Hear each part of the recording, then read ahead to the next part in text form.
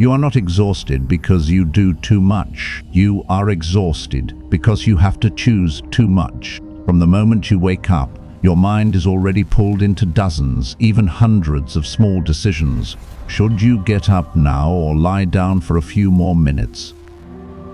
What should you wear today? What should you eat? Which message should you reply to first? Which app should you open? Which video should you watch?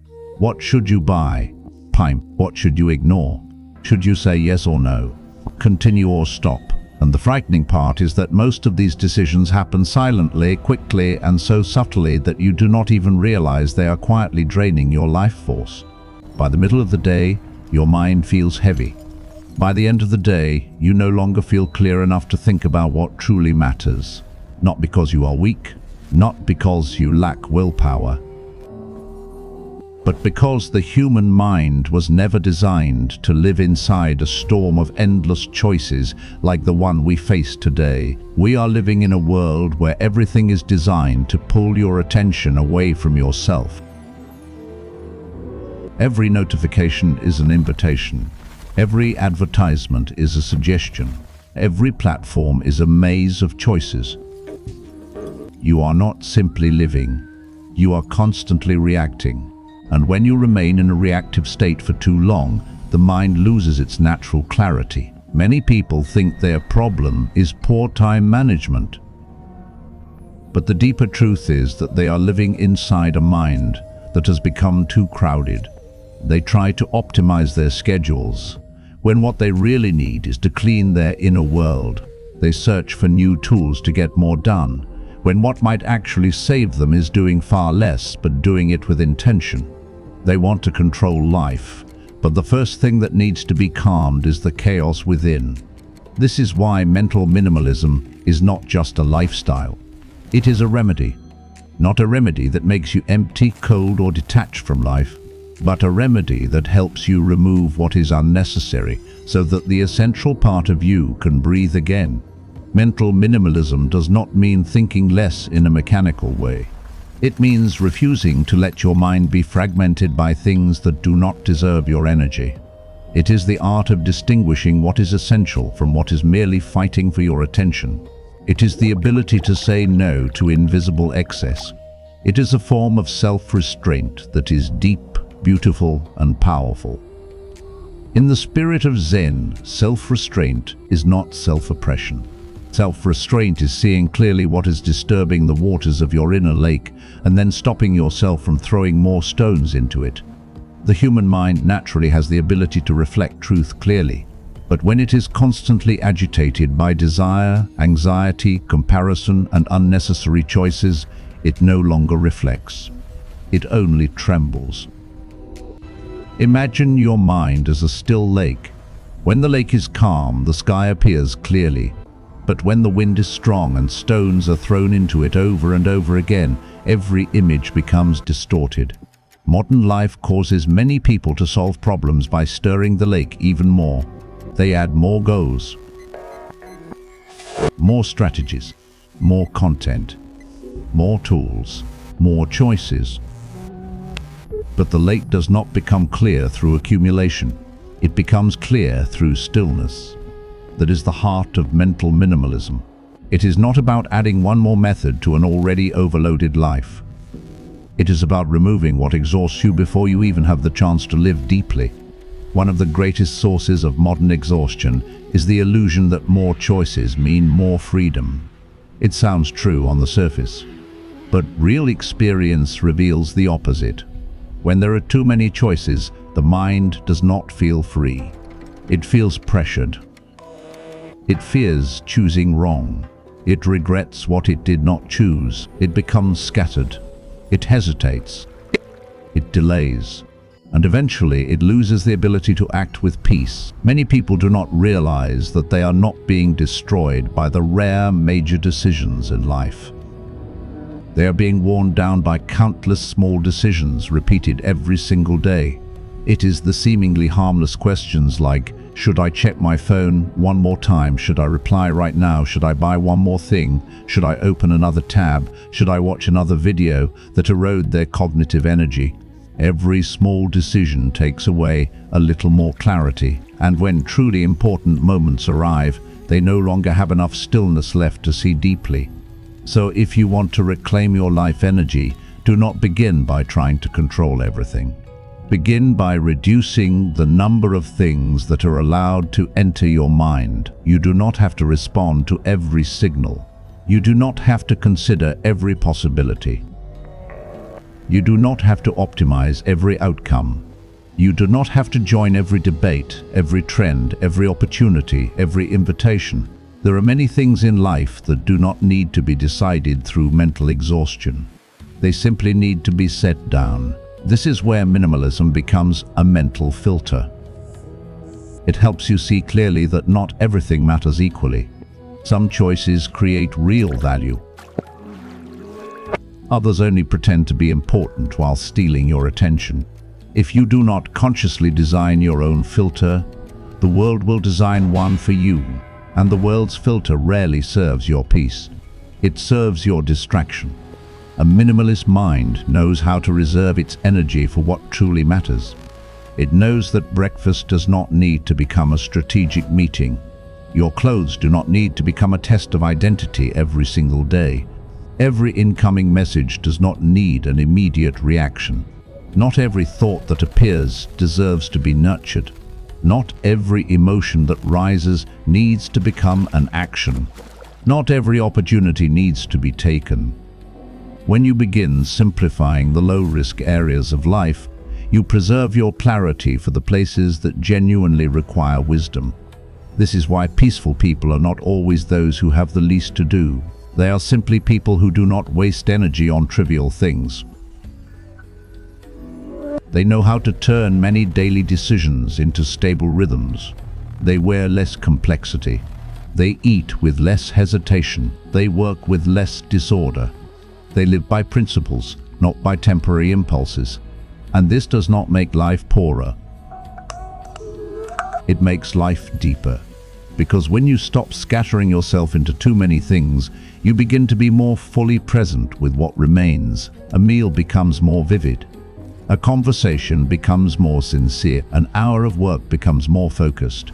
A quiet moment becomes more healing.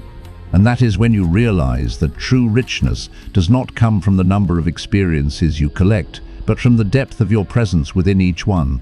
Zen does not teach us to control everything. Zen teaches us to return to the breath, return to the body, return to this moment, return to what is. And in that return, many burdens fall away on their own, because most of our exhaustion does not come from the present moment. It comes from endless struggling between countless possibilities in the future and countless regrets from the past. A person who lives in the present is not passive. In fact, they act more accurately, because they are no longer being pulled around by so much inner noise.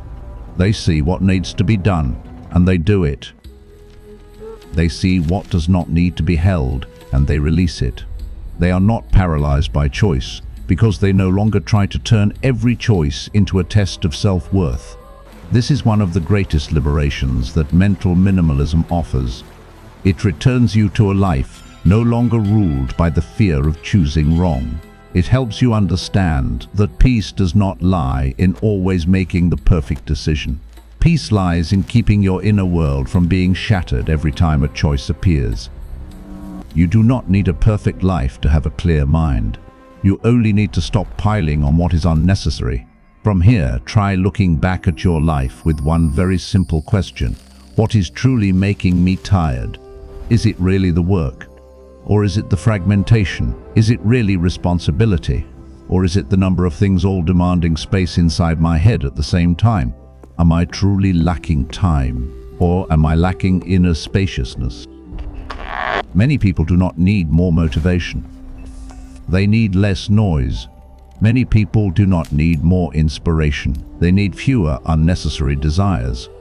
Many people do not need more productivity hacks. They need a cleaner inner world so that their energy stops leaking away. You can begin very small. Check your phone less often. Reduce the number of unconscious choices each morning. Be less greedy toward every opportunity. Let go of the need to keep up with everything. Reduce the habit of reacting instantly to every stimulus. Reduce the number of things you allow into your mental space. Every time you remove a little, you give a piece of sky back to your mind. And then one day you will feel the shift very clearly. Not because life suddenly becomes easy, but because inside you, the chaos is no longer what it used to be. You still work. You still care. You still face challenges. But you are no longer being dragged around by thousands of meaningless micro-decisions. You move more slowly in the mind, and so you become stronger in real life. You think with less confusion, and so you see more clearly. You let go of more, and so you keep more of what is truly precious. That is the gift of mental minimalism. It does not make you smaller. It makes you more refined. It does not make you indifferent to life. It makes you more deeply present with life. It does not cut away meaning. It cuts away what blocks meaning from being seen. In an increasingly overloaded world, the person with the true advantage is not the fastest, the loudest, or the one doing the most.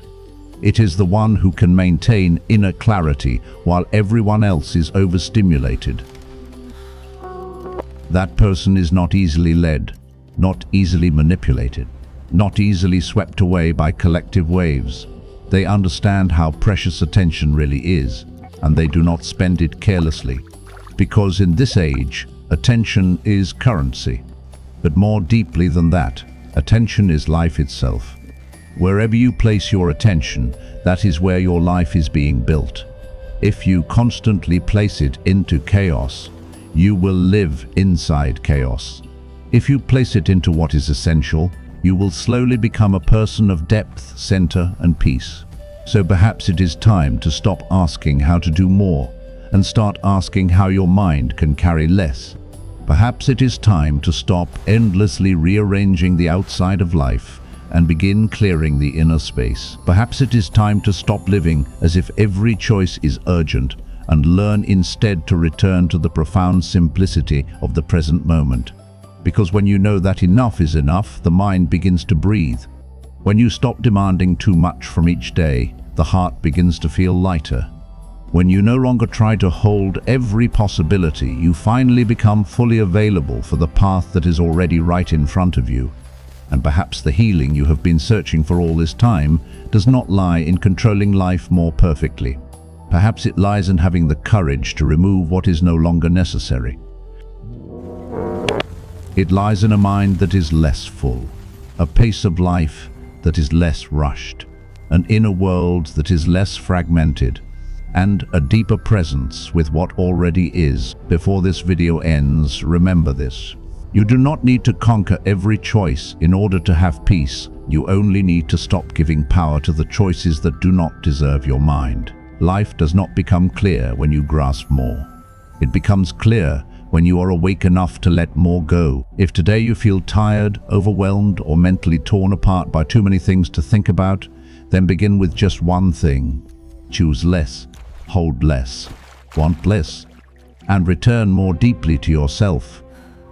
If this video touched you, leave a comment that says, "I choose simplicity."